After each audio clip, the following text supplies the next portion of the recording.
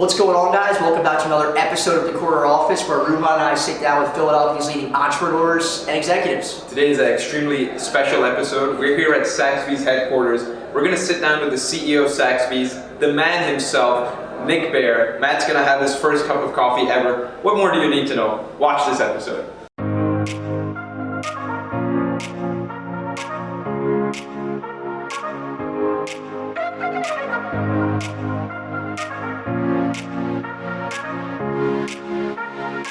Nick, thank you so much for coming on the episode of the Corner Office.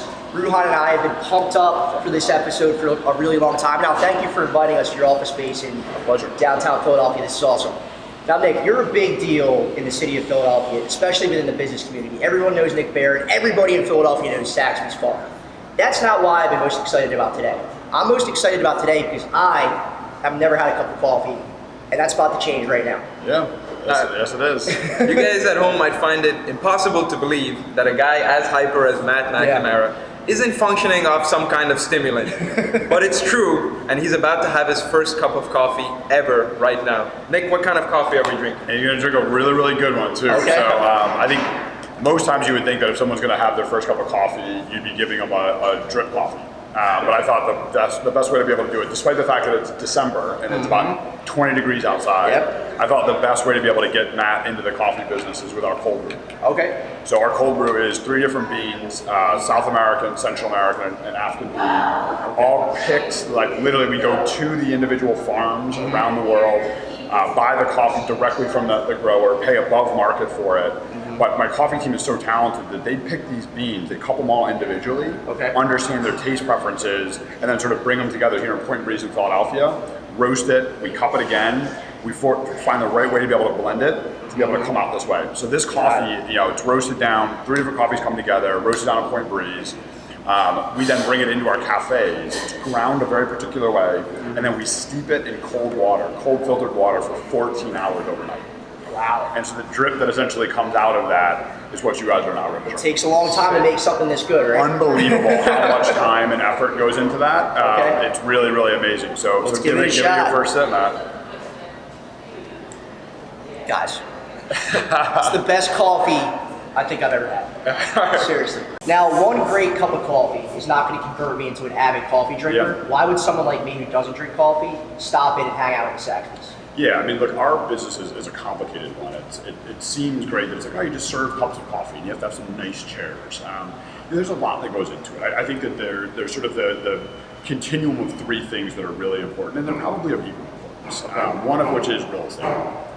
Where is your business? Where is it? If it's sort of deep tucked away on a hidden side street and no one knows where it is and no one walks by, they're not going to go. So that's going to really hinder your ability to be successful. So real estate is really important. And again, it's understanding who are you trying to serve.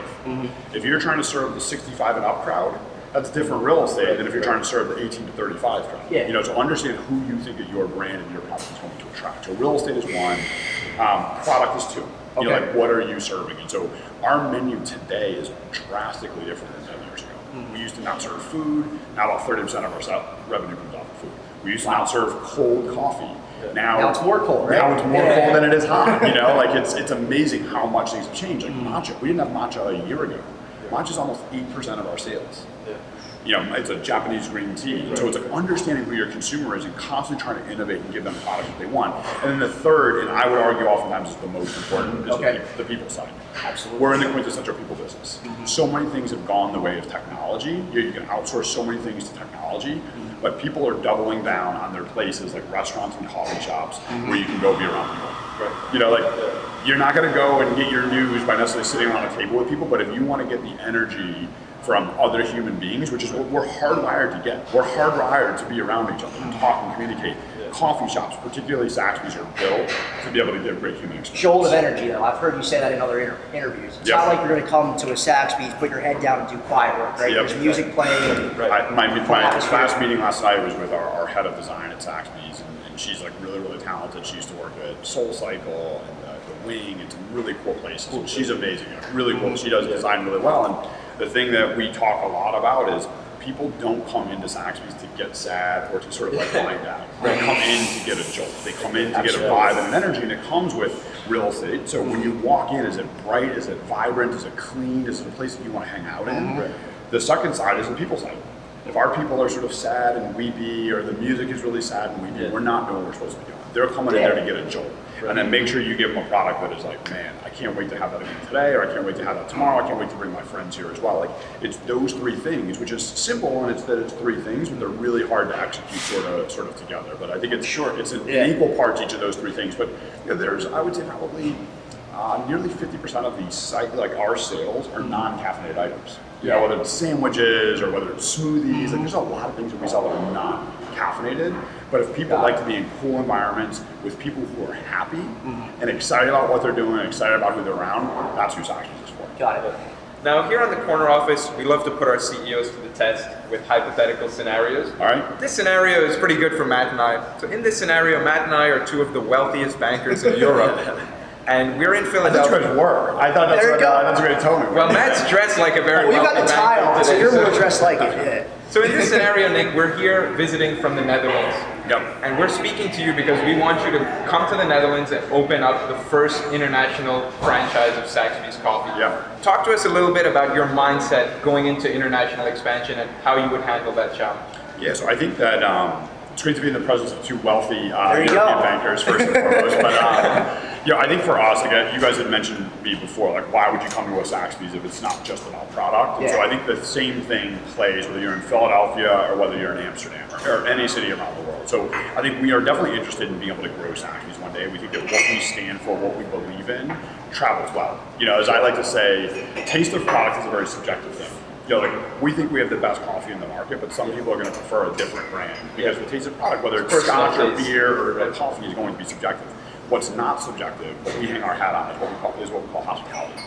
Everyone everywhere likes to be looked at in the eyes, likes to be treated nicely, likes to be taken care of. Like, I don't care whether you're in Amsterdam or here in Singapore, like, everyone likes to be hospitable, and so that is our calling card.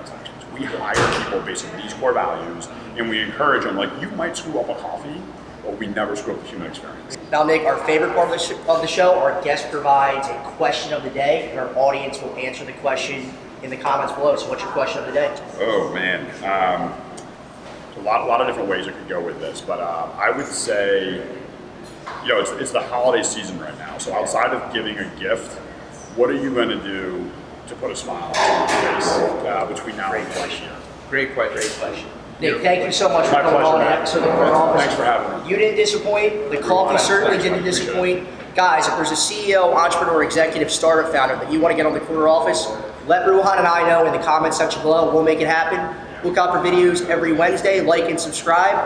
And go Birds.